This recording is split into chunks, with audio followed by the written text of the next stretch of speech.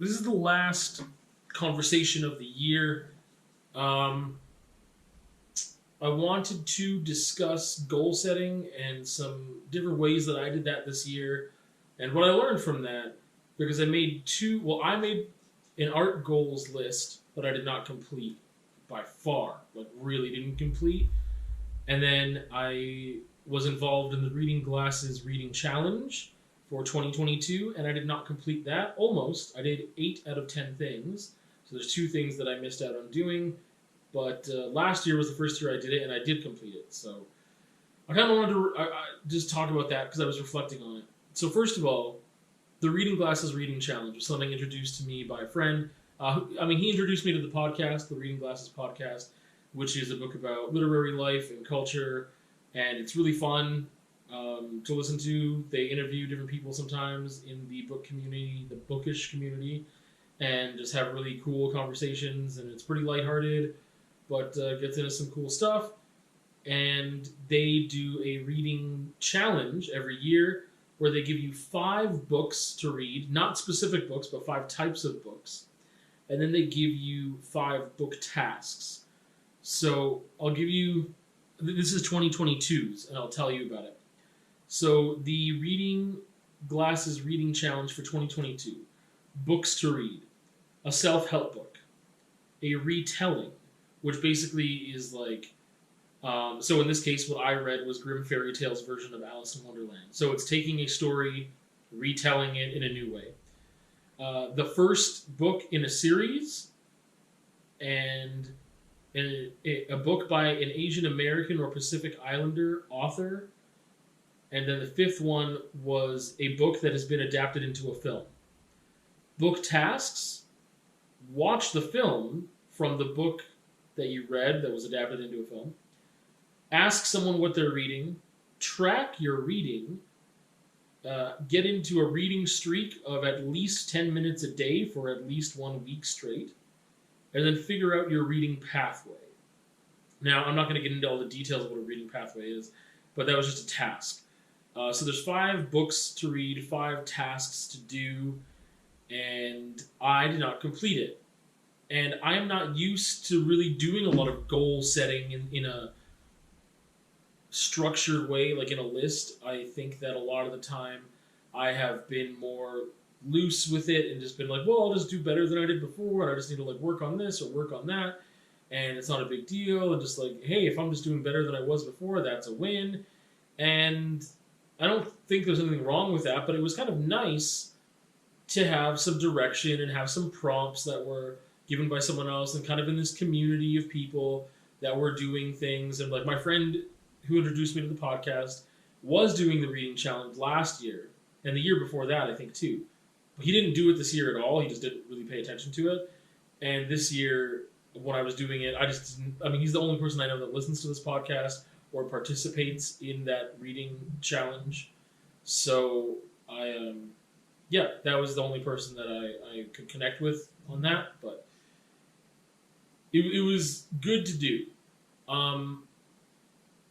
Art goals. I had this piece of paper with art goals, as you can see here. I had it up in the studio. Use water-soluble oils, because I have some and I want to learn how to use them. Paint at least 3 landscape. Paint at least 5 portraits. Paint at least 2 full figures. Self-publish my poetry/photo book and paint another B-box piece. I painted 2 portraits. I didn't make this at the beginning of the year either, was the thing. Not as an excuse, but I didn't make this until like halfway through the year, or like 4 or 5 months into the year at the very earliest. So I painted 2 more portraits, and that was it. That was it. I did a lot of other paintings, but the whole point of setting those art goals were to do things that I've wanted to do, but have not pushed myself to get past the fear of doing, like using the water-soluble oils. Painting a B-box piece as well, because the only one that I've ever done before, it did not go the way that I had planned. So I think I was scared to do another one, because it just didn't work out. it ended up selling, but I ended up changing my idea to suit the painting took me in another direction, put it that way. And I didn't execute it the way that I thought it would be, and I was just like, I want to do it a certain way, and like even though I was able to resolve that piece, it wasn't what I was going for initially, and therefore I just felt like I wanted to try again. Come here, puppy. Come here, baby. So those were examples of things that I was scared to do because water soluble oils or oils in general I'm scared to use. It's a learning curve. I don't know what I'm doing. It's way harder than using acrylics. Like there's a lot of setup. It might be something I don't even want to do. Obviously, I don't want to do it enough, I would say, because I haven't done it yet. But I would like to get into it. Painting more portraits is something too that like I want to push past this thing where like they're difficult for me. I really like the outcome when they're done well, but they're not going to be done well with consistency unless I do them more often. So there's a reason why I set these goals that I did. And same thing with landscapes. I want to do more landscapes, but sometimes because I find them difficult, they don't turn out in the way that I'd like. They're not as comfortable as working abstractly. So there's these things that I chose not to do. I was like, oh, I'll do it later. Like I've got lots of time, and then of course time came and went, and I didn't get them done. I think just those two different examples of having lists of goals, things to do, I was reflecting on that, and I'm not beating myself up about not finishing those things at all. Well, not the way that I thought I would be.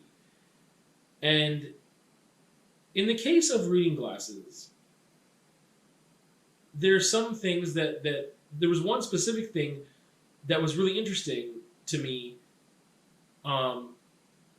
that it pointed out, and that was that out of over 1,100 books that I have in my personal library, I don't have a book by an Asian American or Pacific Islander that I could confirm is like that person fits into that category. I have one book that might be from an Asian American author, but I couldn't confirm it anywhere. And I tried really hard. So that was an interesting thing that just like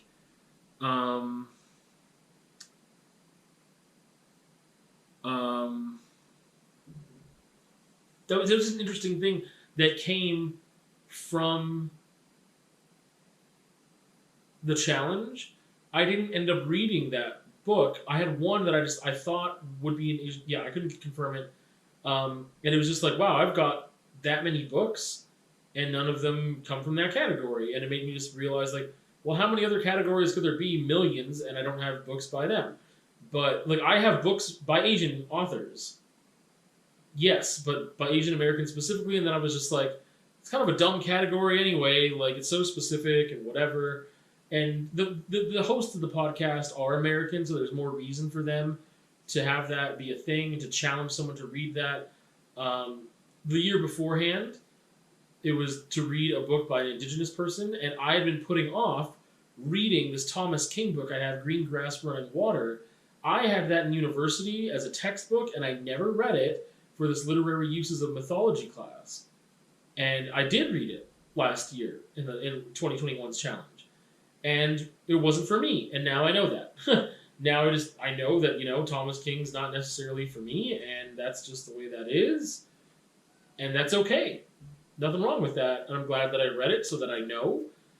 But that was because of the challenge. I don't know when I would have ever got to it if it wasn't for the Reading Glasses Challenge. Ren, leave it. Renifer. Chasing the cat. Anyway.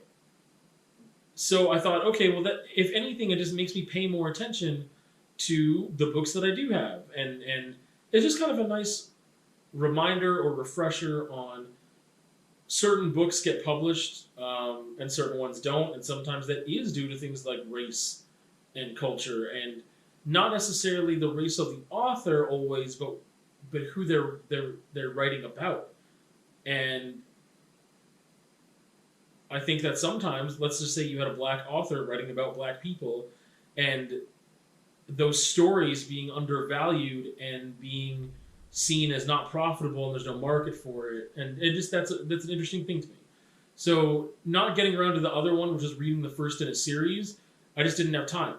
So I just chose to read other books, and then I ran out of time in my reading. I didn't read as much as I was hoping to read, and I did most, like, all the book tasks I did in like the first month or two, and most of the books I read in the first couple months of the year, like that were listed there. And I was planning to read the first book in a series book at the end of the year so that I can continue reading that series. And again, it's kind of just pushed me to be like, you've got these series of books, you should read them. But I'm so used to just reading a one-off book because I'm scared of reading a series and maybe it not being good, and then me continuing with it for too long and investing a lot of time and energy into a series that I'm not into. But that also tells me I need to let go of that, right? So when it comes to the Reading Glasses Challenge, Reading Glasses Reading Challenge for 2022, he pointed out some things to me. It was nice to have that challenge. Even if I didn't complete it, I learned from it. And I would like to continue doing the challenges and seeing what I can do. But it was just nice to not beat myself up over it because I really thought I would. And I didn't. And that was good.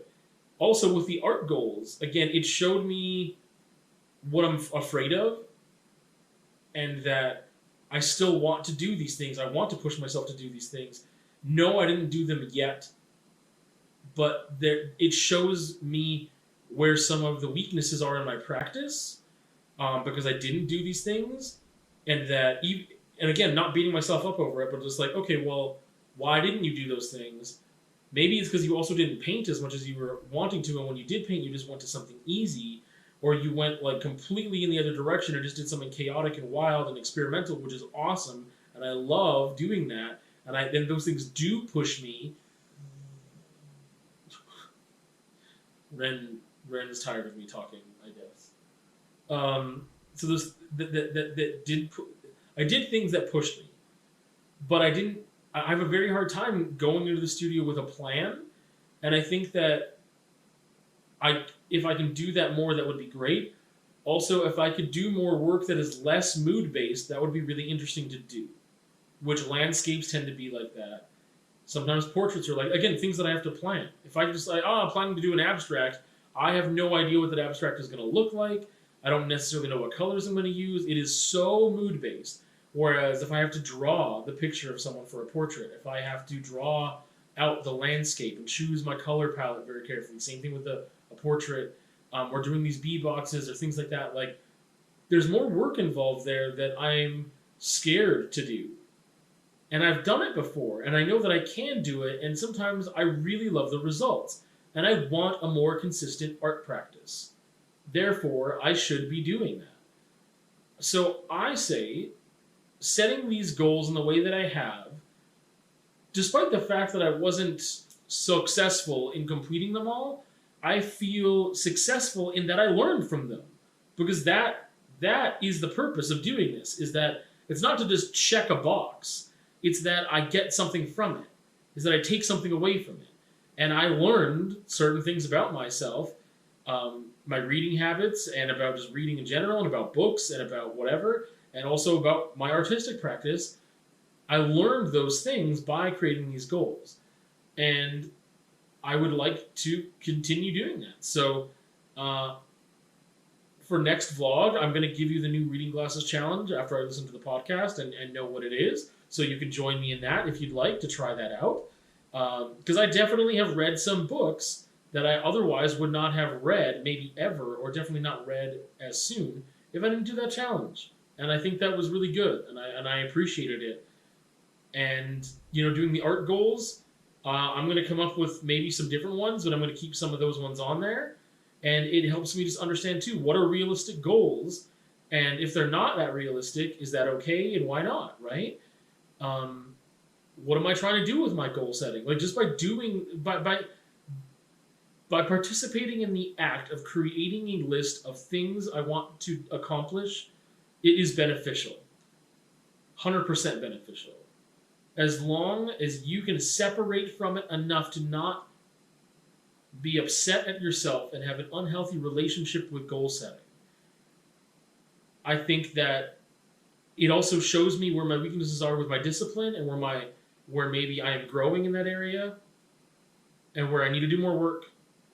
And that's really beneficial to me growing as a person. So goal setting I will continue to do, and next vlog I will update you with my 2023 goals for art and for the Reading Glasses Reading Challenge. So we'll see you then.